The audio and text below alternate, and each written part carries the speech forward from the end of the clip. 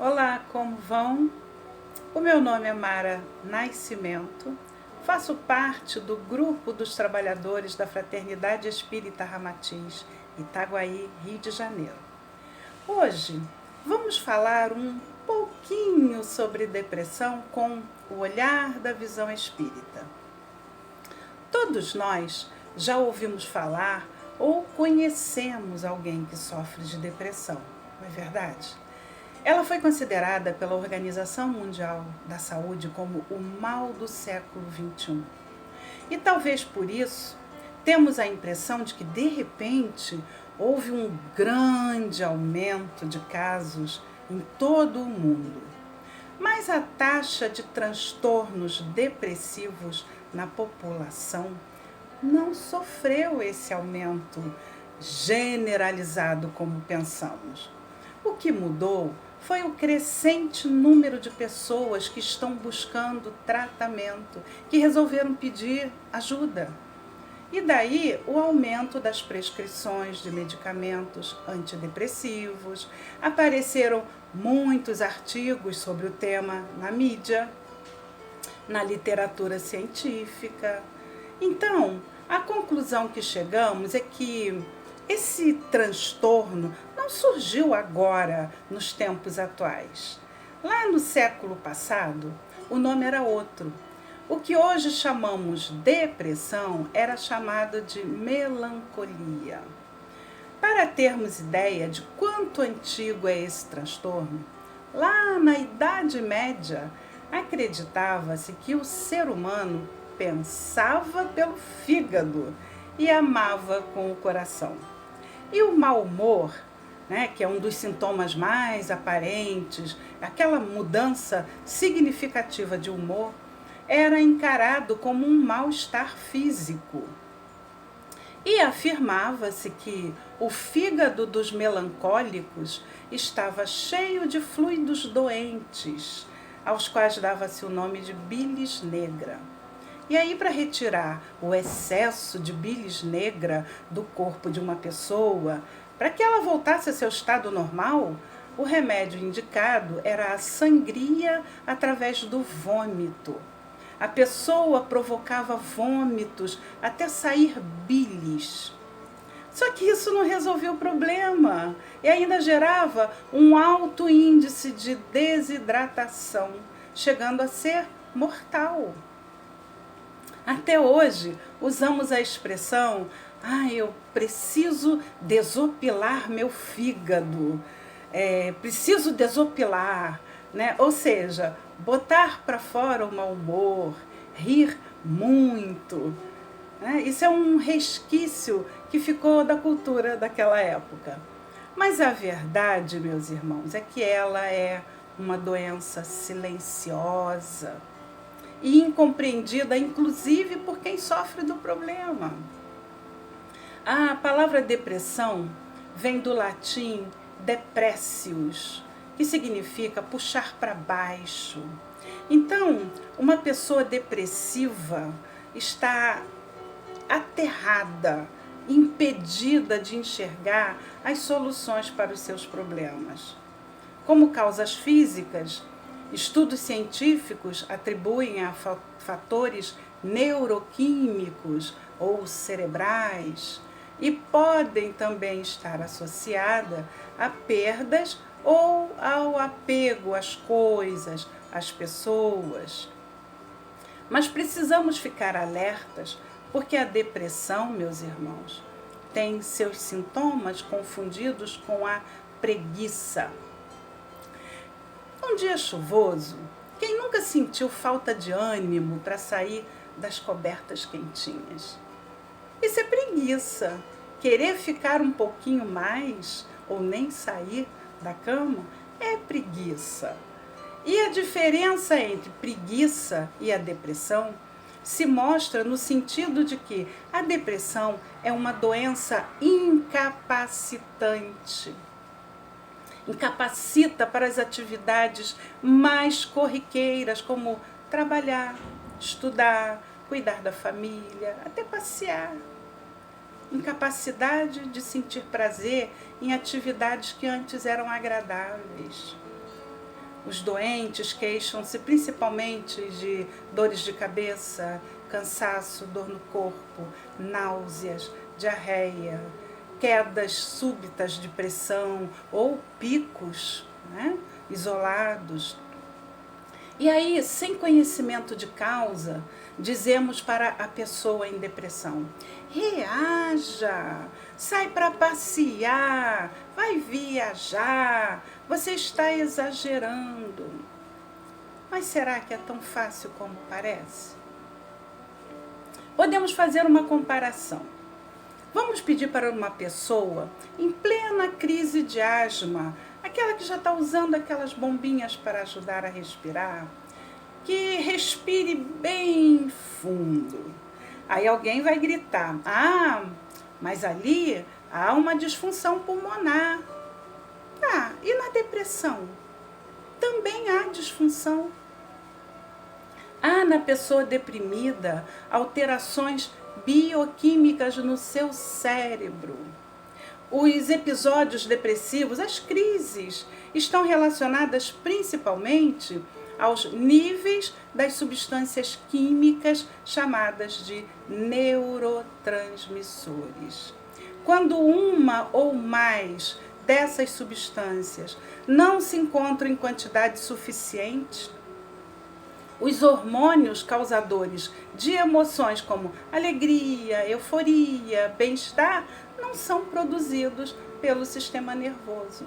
Então, meus irmãos, está em desequilíbrio na pessoa a taxa hormonal do impulso de fazer. A pessoa quer fazer, sabe o que precisa fazer, mas não consegue. Ela não tem prazer, não tem vontade. E quando o prazer de viver desaparece de nossas vidas, não encontramos forças para ficarmos vivos, não é verdade? Os medicamentos antidepressivos corrigem essas deficiências. Mas apesar da sua eficácia comprovada e do alívio que traz para a pessoa, trata-se ainda de um tratamento de superfície. É tratamento das consequências da depressão no corpo físico. Então, depressão não é frescura ou falta do que fazer. É doença, gera sofrimento, má qualidade de vida, baixa autoestima e até a morte. Morte, sim. Por conta disso, podem surgir no organismo outras doenças, doenças psicossomáticas, por exemplo. E a pessoa pode também tirar sua própria vida pelo suicídio. É grande o número de suicídios cometidos por depressivos. Então, a depressão requer cuidados médicos por profissionais especializados, médicos, psicólogos. O ideal é procurar um psiquiatra para também prescrever a medicação correta. Psiquiatra não é coisa de gente doida, não. Isso é preconceito. Ele cuida da nossa saúde mental. É capacitado para diagnosticar, tratar, prevenir e reabilitar diversos tipos de distúrbios mentais, como a própria depressão, a esquizofrenia, o transtorno bipolar e muitas outras situações. Existe necessidade de uma medicação bem dosada para regularizar o processo bioquímico do cérebro. E o psiquiatra é o especializado. Mas há uma série de outros aspectos que servem de gatilho para o desenvolvimento da depressão. Nós podemos citar pressões ambientais, problemas de saúde, influências espirituais, o peso das vidas passadas e até saudades do além. Vamos explicar cada uma. O que são as pressões ambientais? Podemos dizer que são os fatores psicológicos, traumas, né? Situações sofridas na infância, na juventude, são desencadeadas por situações vividas hoje, na atual encarnação, que levam ao adoecimento da tristeza. Precisamos entender que estar triste é diferente de estar com depressão. Sentir-se triste é perfeitamente normal em momentos de dor e sofrimento. Brigar com o namorado, repetir o ano escolar, perder o emprego, problemas familiares, dificuldades econômicas, a morte de um ente querido, etc. São motivos para deixar alguém triste, né? Cabisbaixo. A tristeza tem motivo. A pessoa sabe que está triste. Mesmo se algo maravilhoso acontecer ou estiver acontecendo, a pessoa continuará triste. É normal experimentarmos períodos de angústia. Aí a pessoa se fecha, né, para reprogramar sua vida após aquele acontecimento. Se foi a perda de um ente querido, ela vai se programar para recomeçar sem aquela presença, colher o aprendizado possível com o ocorrido.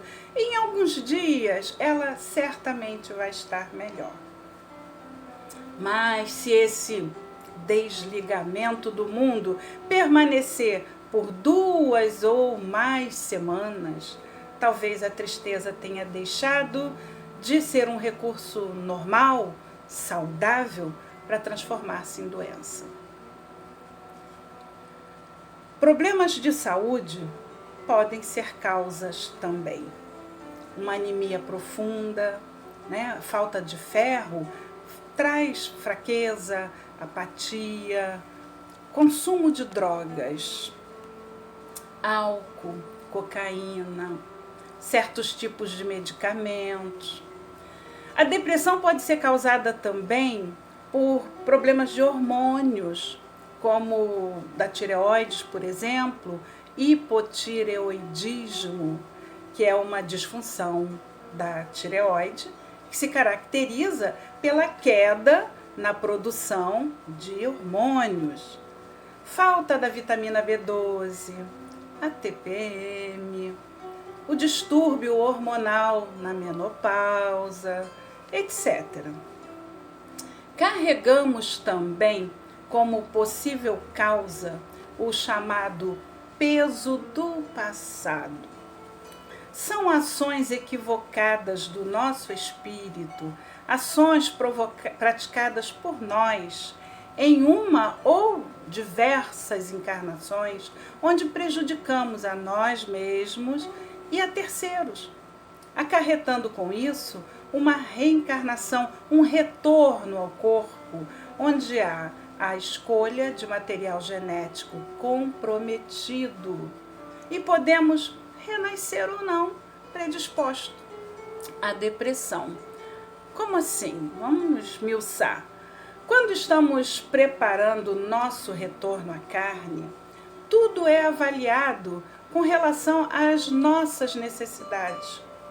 E nosso próprio espírito é quem reúne as possibilidades genéticas oferecidas por aqueles que serão os nossos pais aqui na Terra. É o nosso espírito, assistido por espíritos benfeitores, quem discrimina, combina, influencia e estrutura esse material genético. E o nosso passado espiritual, o que precisamos experimentar, reparar, consertar, o que estiver na nossa conta, é que vai determinar a parte que nos será permitida de saúde ou de doença, de capacidade ou de incapacidade. Valendo uma vez mais o princípio de Jesus, que estabelece: a cada um será dado segundo suas obras.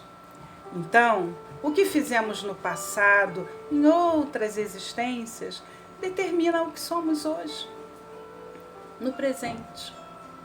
A depressão pode ser herança, meus irmãos, não dos nossos pais, mas de nós mesmos. Podemos citar o remorso, que é um dos mais avassaladores sentimentos. Segundo o Espírito Emmanuel, chegamos no mundo espiritual carregados de remorsos pelo que fizemos, pelo que deixamos de fazer, e ficamos desesperados para voltar à carne, para consertar os erros, para aplacar, né, o arrependimento que queima na alma. E o espírito que reencarna nessa condição, carregando esses sentimentos, vai trazer para o corpo físico esse desequilíbrio. Uma angústia sem fim, que ele não sabe de onde vem. E como disse Joana de Ângeles no livro Fonte de Luz, e apresentando desequilíbrios, pode ocorrer também a possibilidade de interferências no campo mental produzidos por espíritos infelizes. É quando as duas coisas se juntam, o passado e a obsessão. Se tenho remorsos, se carrego arrependimentos, é porque prejudiquei alguém.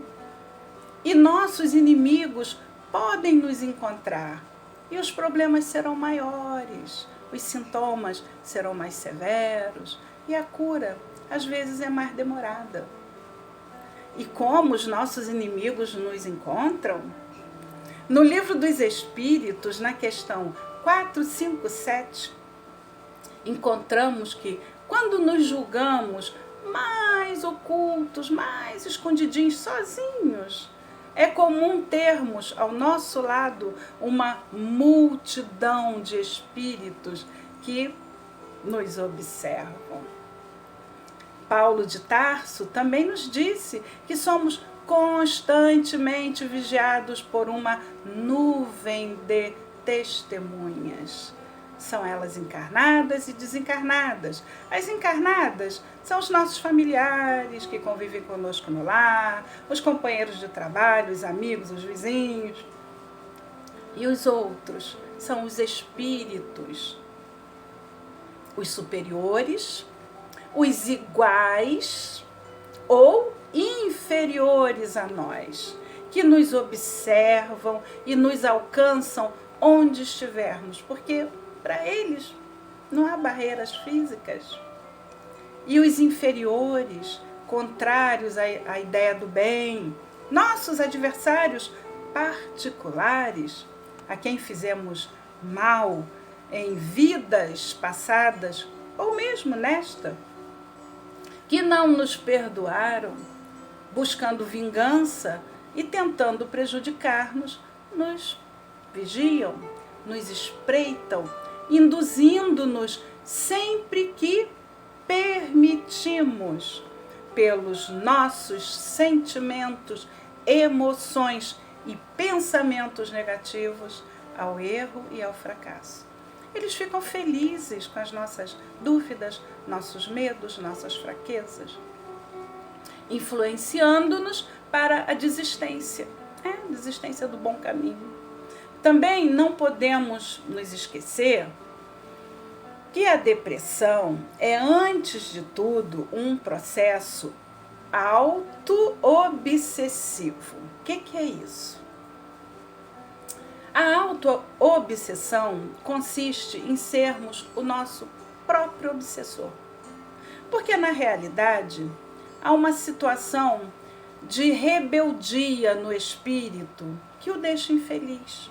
Alguma coisa ficou mal resolvida na sua história. E uma energia destrutiva é voltada contra si mesmo. E que energia destrutiva é essa? O que normalmente um depressivo faz? Ele foge da luz.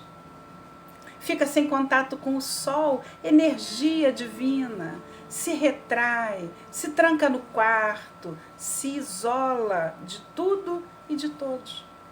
Deixa de se alimentar, vira anoréxico ou come em excesso, não dorme. Ele adota comportamento autolesivo, ou seja, para destruir-se. É quando somos os nossos próprios algozes. Temos também saudades do além.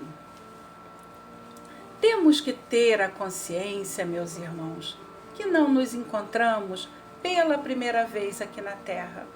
Já vivemos aqui em outras épocas, em outros países, na companhia de outras pessoas.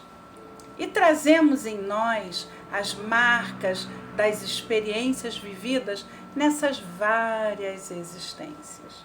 Hoje, estamos aqui na Terra novamente, num corpo diferente, talvez nesse país pela primeira vez, numa situação social diferente da vivida em outras épocas. E, de vez em quando, a gente se depara com situações que tocam em pontos guardados nos porões da nossa alma. E sentimos uma saudade de algo que não sabemos o que é. Ou sentimos uma tristeza injustificável. Às vezes, fatos, situações, música, um cheiro, um perfume. E nos transportamos para algum lugar que não sabemos onde, alguma coisa de um passado que não nos lembramos.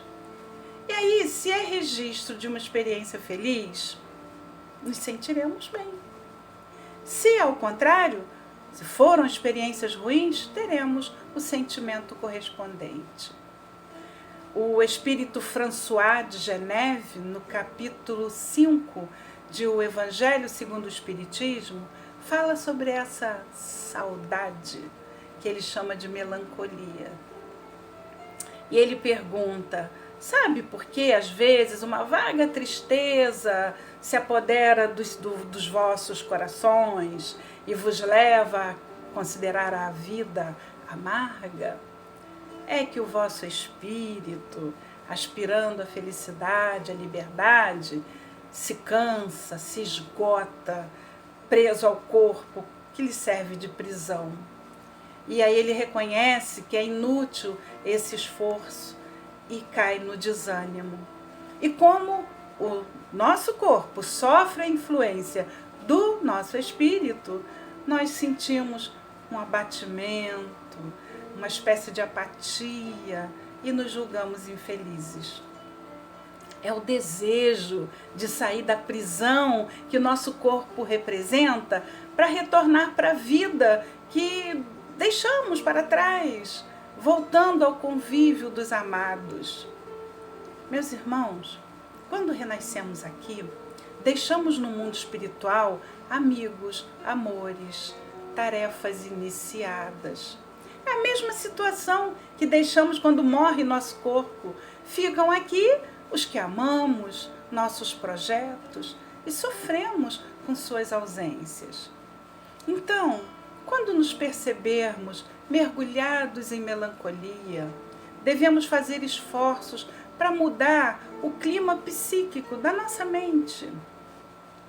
Pode ser através de uma prece, da companhia de alguém que nos ajude a sair dela.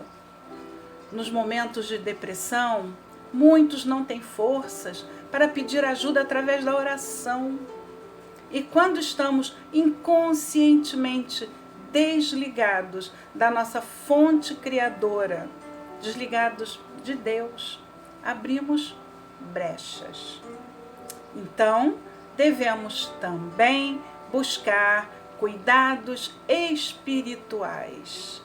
Não somos só o corpo, somos espíritos. E já sabemos que o espírito comanda o corpo. E a depressão é uma doença da alma, né?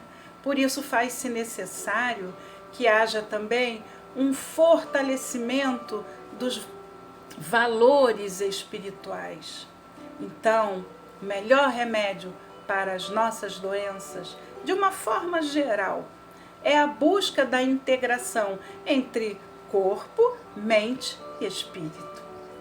Por isso é indispensável que o depressivo tenha uma aceitação do seu estado. Essa é a maior dificuldade da pessoa depressiva. Ela vai ter que realizar uma reflexão sobre a sua vida, sobre o que o está levando a se deprimir. E esta busca deve ser feita através do estudo, né, da fé raciocinada, associada ao amor, amor por si próprio e por seu semelhante. Então estudar resolve depressão?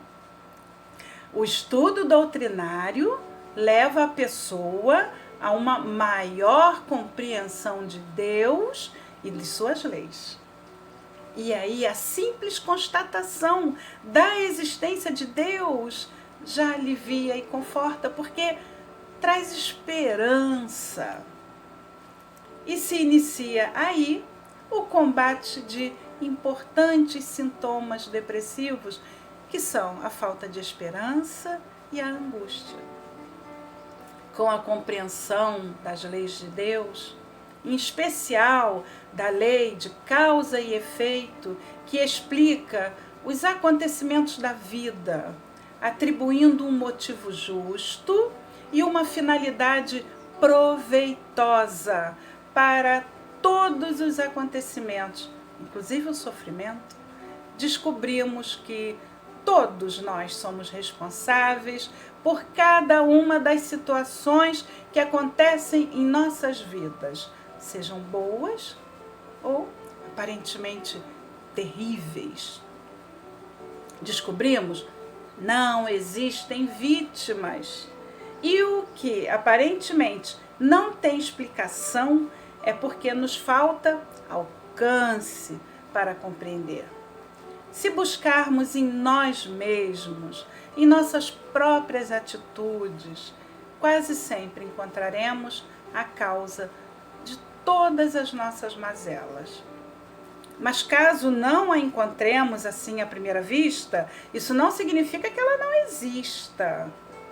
Podem ser de outras existências e podem estar momentaneamente inacessíveis aos nossos olhos pelo véu do esquecimento, né? Quando chegamos aqui, pela misericórdia de Deus, não nos lembramos do que fomos, do que fizemos, né? E assim, a pessoa deixa de se ver como vítima do destino, abandonado por Deus, e por isto um grande sofredor. E ela se envolve no processo da cura. É claro que não faremos da noite para o dia, como um milagre, mesmo porque isso envolve uma profunda mudança na nossa maneira de pensar, de agir. Isso pede um tempinho. Mas vamos levar em consideração que, se influências boas ou más passam necessariamente pelo nosso pensamento, podemos começar com um esforço por disciplinar nossa mente, não nos permitindo ideias e pensamentos negativos. Vamos procurar ajuda médica? Sim, ela é fundamental. Mas vamos nos mexer, desenvolver atividades, vamos policiar nossa casa mental. Ainda que não se sinta disposto, cultive a convivência com os familiares, com os amigos, os colegas de profissão. O isolamento contraria a nossa natureza. Nós não nascemos para vivermos isolados. Não está na nossa essência a solidão. E por fim, vamos buscar a terapia complementar espírita, ler um bom livro, assistir palestras edificantes. E assim que nos for permitido o acesso à casa espírita, buscar o passe, água fluidificada, o tratamento da desobsessão, se for o caso. O caminho para a cura é penoso e realmente complicado. Mas como nos diz Emmanuel, não existe melhor remédio que o Evangelho de Jesus. E a doutrina espírita, que tem Jesus como o exemplo maior, estimula o autoconhecimento e a reforma íntima, levando a criatura ao tratamento das causas mais profundas das doenças. A reforma íntima é o principal remédio, que não compete ao psiquiatra, ao médico, ao médium da casa espírita, ao padre, ao pastor ou monge precisarem receitar. É um remédio que depende somente da própria pessoa querer começar a tomar. A reforma íntima é um compromisso. E mais, não é dose única ou um tratamento de alguns meses. É para a vida inteira. A reforma íntima é o ato de a gente se modificar por dentro, aprendendo a reconhecer os erros, os próprios defeitos, tentar corrigi-los. Se os nossos erros já não podem ser corrigidos, vamos nos policiar para que não se repitam. Se observarmos bem as nossas vidas, vamos perceber que em nossos caminhos as bênçãos são muito mais numerosas do que as dores. E se olharmos para os lados, vamos enxergar os exemplos de quantos se encontram lutando com limitações muito maiores que as nossas. E a gente não escuta uma reclamaçãozinha sequer. No livro Provérbios, lá na Bíblia, no capítulo 17, versículo 22, está escrito: o coração alegre é como o bom remédio, mas o espírito abatido seca até os ossos. E esse remédio está acessível a todos nós. Tenhamos bom ânimo, que Jesus nos fortaleça.